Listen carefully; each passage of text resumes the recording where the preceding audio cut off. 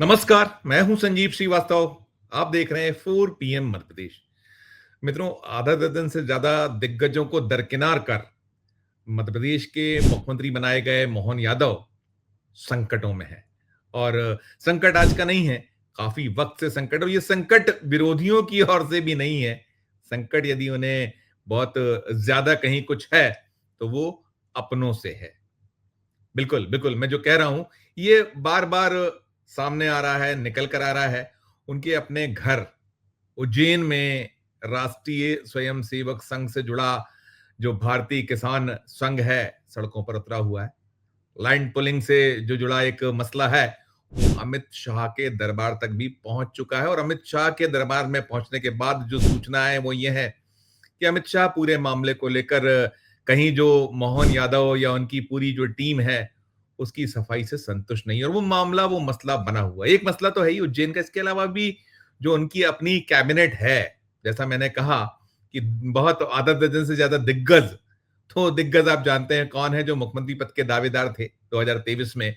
और वो सब जो हैं उनसे पटरी ना बैठने की कहीं जो जुड़ी हुई बातें हैं, खबरें हैं, बार बार बाहर आती हैं। संगठन को लेकर जो है तालमेल के कुछ किस्से कहानियां रहे। अब तो ये रहा है कि कहीं जो हेमंत खंडेलवाल हैं उनके पास कमान है और वे भी अब अपनी पारी को सजा रहे हैं, संवार रहे हैं। और वैसे जो मोहन यादव हैं, मोहन यादव का जो रुक्का खुला था, उनकी जो पर्ची उनके नाम की निकली थी, वो नरेंद्र मोदी और अमित शाह की जो कृपा से निकली थी, इन्हीं के पसंद में थे।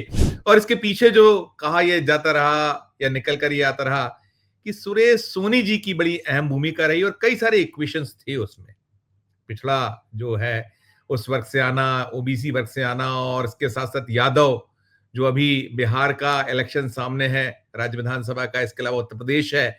और कुछ प्रयोग, कुछ कोशिशें हुई हैं, लेकिन फलीभूत होती नजर नहीं आई है। ऐसा कहा जा रहा है कि जो अपेक्षाएं, आकांक्षाएं आला कमान ने लगा रखी थी, उस पर बहुत खरे नहीं उतर पाए। ये बातें हैं, क्या सिलसिला है क्या नहीं, ये तो ये नरेंद्र मोदी और अमित शाह साहब भी बता सकते हैं। उनके मन की तो कोई थाह ले भी नहीं सकता है, वो जिस तरीके से मूव करते हैं, जिस तरीके के उनके फैसले होते हैं।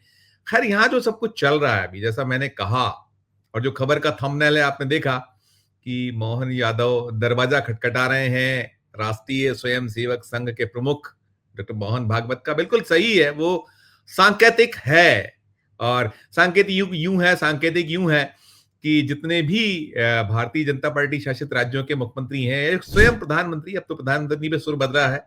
कहा गया था बीच में कभी जेपी नड्डा की ओर से कि राष्ट्रीय स्वयं सेवक संघ की भारतीय जनता पार्टी को आवश्यकता नहीं है, और उस पर बड़ा बवाल हुआ था और काफी खफा रहा संघ, और आज भी है।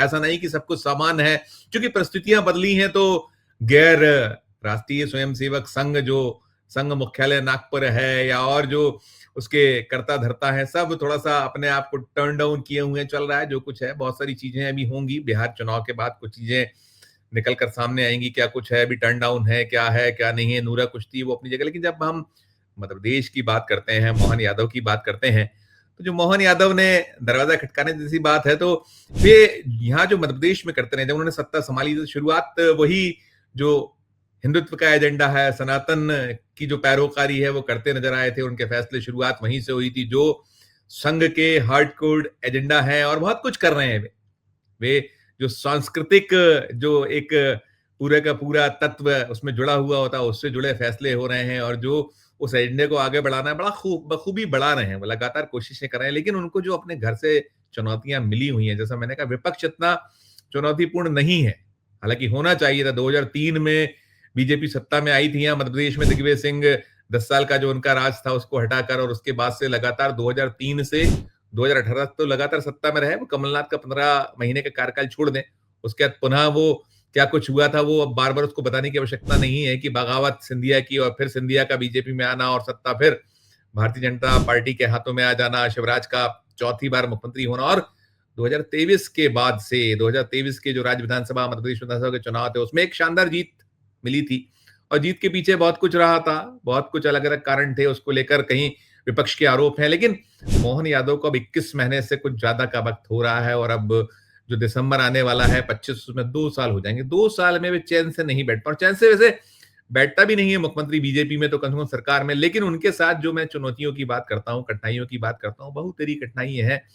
और सबसे बड़ा जो मैंने कहा कि अभी तो जो उज्जैन में लैंड पुलिंग का मामला है, सिंहस्थ वहाँ होना है, सिंहस्थ की तैयारियाँ बहुत तेज़ हैं और वो मसला तो बहुत ऐसा रहा है कि उसको लेकर बड़ी एक भद्द पिटी है, बदनामी हुई है, बहुत सारे आरोप लगे हैं, आक्षेप हैं, ज़मीनों के कहीं हेर-फेर के आक्षेप, आरोप उन्हीं के अपने दल के लोग लगा रहे हैं, शिकायतें जैसे मैंने कहा पहुँची हुई हैं अमित शाह तक और अभी ये निकला हुआ है, अभी ताज़ा जो है कि उस तरीके का अब औरा नहीं बचा है, जो होना चाहिए था, बहुत कुछ चल रहा है, घटित हो रहा है, शिकवे-शिकायतें चारों तरफ से हैं और मोहन यादव को दिल्ली में जिस तरीके का एक अभी लगातार उन्होंने चक्कर लगाए हैं, दौड़ लगाई है, तो कहीं ये भी है कि जैसे पहले जो दिल्ली का रुख होता था, आलाकमान का रवैया होता था, उसमें बहुत कुछ बदलाव है। मिलने को लेकर कहीं संकट की स्थितियाँ कहा जाता है, जो गलियारों में आवाज़ निकलती हैं, सूत्र जो कहते हैं, सोर्सेज़ से जो खबरें आती हैं अलग-अलग, मैंने जैसे कहा जाने तो वही लोग। लेकिन दौड़ें बहुत हुई हैं मोहन यादव की और कुछ-कुछ हो रहा है, चल रहा है। कहीं जवाब तलब जैसी बातें हुई हैं और वो वर्चुअल बैठक के अलावा जो कैबिनेट की बैठकों से निकली हुई चीज़ें हैं कि कैसे जो है सीनियर मिनिस्टरों की अपनी एक दर्द की बातें या फिर वो भी किस्सा कहानी आपने देखा होगा कि सिंधिया समर्थक प्रद्युम्न सिंह तोमर ग्वालियर से आते हैं। ग्वालियर चंबल में एक अलग वहाँ वर्चस्व की लड़ाई छिड़ी हुई है। जो स्पीकर हैं अब मध्य प्रदेश राज्य विधानसभा के नरेंद्र सिंह तोमर उनके साथ और कहीं ये चल रहा है कि ज्योतिरादित्य सिंधिया जो कांग्रेस से बीजेपी में अब हैं, बीजेपी के हैं, वहाँ है और वो ये कहा गया था कि ग्वालियर तो नर्क हो गया उनके सिपा सलार सिंधिया के।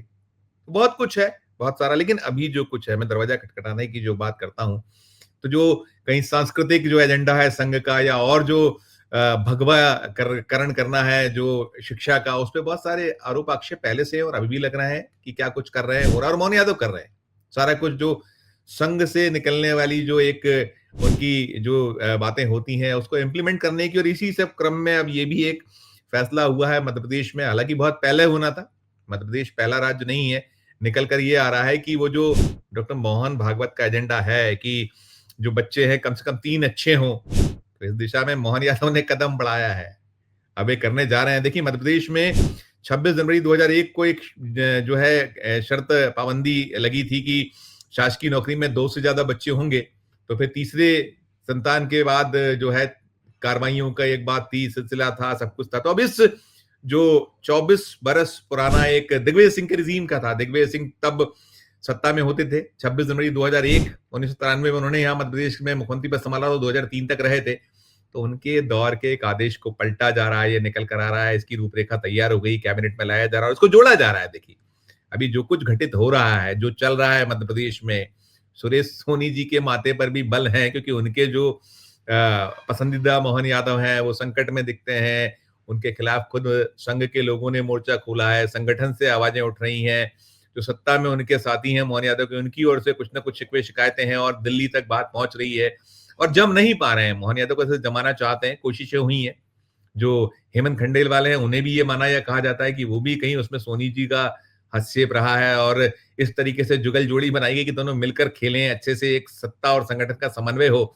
लेकिन बहुत सारे मोर्चे और उधर शिवराज सिंह चौहान को आपने देखा ही, शिवराज सिंह चौहान कैसे जब उनका अवसर होता है, जब उन्हें मौका मिलता है तो पत्थर फेंक जाया करते हैं और उसमें फिर छींटे उछलते हैं और छींटे उछलते तो बातें होती हैं, तमाम होती हैं, लेकिन अभी जो है, अभी मोहन यादव कहीं साध रहे हैं नागपुर को, ऐसा दिखता है कि जो एक भारतीय किसान संघ से एक आवाज़ें उठी हुई हैं, तो कैसे उसको चुप किया जाए, खामोश किया जाए, कैसे उसको कब्ज़े में लिया हालाँकि ये भी निकल कर आ गया है कि जो पूरा का पूरा लैंड पुलिंग से जुड़ा मसला है, उसको दूसरे तरीके से हैंडल करने की तैयारी है। एक पूरा का पूरा जो कानून है, उसमें भी बदलाव की कोशिशें हो रही हैं। चल रहा है वो मामला, कलेक्टर को बहुत सारे अधिकार देने की तैयारी और दिलचस्प ये है कि जो नगरीय प्रशासन महकमा है, जो कैलाश विजयवर्गीय के पास है और जो निकलता है सूत्र ये कहते हैं उनको खबर नहीं है और ऐसा पहले कई बार हो चुका है। उज्जैन की सड़कें जब बनी थी, कुछ बातें आई थी जो कैबिनेट से बाहर आई थी, उसको लेकर कहीं उँगलियाँ उठी थी, बातें निकली थी। उसमें ये हुआ था कि राकेश सिंह जो पीडब्ल्यूडी महकमे के मंत्री हैं, उनको उसकी खबर नहीं थी। बहुत कुछ चल रहा है, इंदौर में कुछ चल रहा है। अभी इंदौर के अलावा आपने देखा होगा कि मध्य प्रदेश का एक मामला बहुत सुर्खियों में है कि वो कैसे यहाँ पर 9 बच्चे मारे गए छिंदवाड़ा में। तो अलग-अलग मोर्चों पे अलग-अलग लेकिन ये जो मसला है, ये मामला है, ये खासकर जो 3 बच्चों का मसला है, जो 24 बरस पुराना जो एक कहीं शर्त है सरकारी नौकरियों में, उसको हटाने की तैयारी एक बताई जा रही है कि तीसरा बच्चा हुआ तो भी नौकरी से बर्खास्त नहीं किया जा सकेगा और बहुत सारे मामले मसले हैं। एक इसको राहत के तौर पर भी देखा जा रहा है जो सरकारी महकमे हैं उनको, क्योंकि कई सारे बहुत लंबी एक फ़हरिस्त है। हज़ारों केसेस हैं अलग-अलग महकमों के और कुछ केसेस कुछ महकमों के तो बहुत सारे केसेस हैं। जहाँ तीसरे बच्चे के बाद कोर्ट कचहरी चल रही है, तो सबको राहत की उम्मीद है, क्या होगा, क्या नहीं होगा। और जो मैं बात करता हूँ, देखिए ये जो 3 बच्चों वाला मसला है, अगर हम राजस्थान की बात करें, तो राजस्थान में तो 11 मई 2016 को ही लागू हो चुका था। ऐसे ही छत्तीसगढ़ में 14 जुलाई 2017 को पाबंदी हट गई थी। हालाँकि उस दौर में बीजेपी की सरकार वहाँ नहीं थी। एक अलग नहीं, दोनों ही समय, माफ़ कीजिएगा, सरकारें वहाँ बीजेपी की थी, चाहे वो 2016 का मामला हो या राजस्थान का या छत्तीसगढ़ में हो।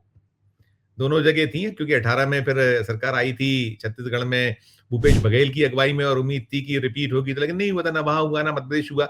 लेकिन चल रहा है और ये बड़ा एक दिलचस्प सा मूव है और इसको लेकर चर्चाएँ यही हैं कि क्या मोहन यादव को जो नागपुर को साधने की कोशिशों में जुटे हैं, दरवाज़ा खटखटा रहे हैं, राहत मिल पाएगी?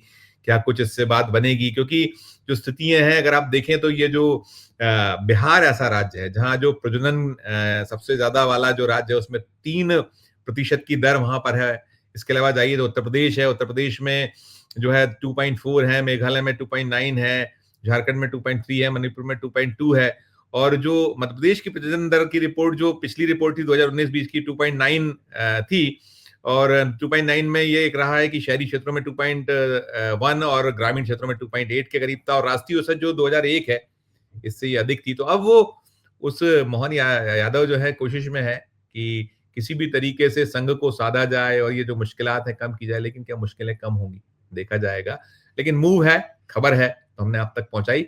इस पूरे जो सिलसिला है, खबर है, आपने सुनी पूरी खबर, क्या बात बन पाएगी आपकी? जो अपनी राय हो, इस वीडियो के कमेंट बॉक्स में जाकर प्रकट कीजिएगा और हमारी ये खबर अच्छी लगे तो चैनल को लाइक कीजिएगा, सब्सक्राइब कीजिएगा, ज्वाइन का बटन दबाइएगा तो हमारी हौसला अफ़ज़ाई होगी। प्यार और स्नेह भरा आखिर देखते रहिए 4 पीएम मध्य प्रदेश।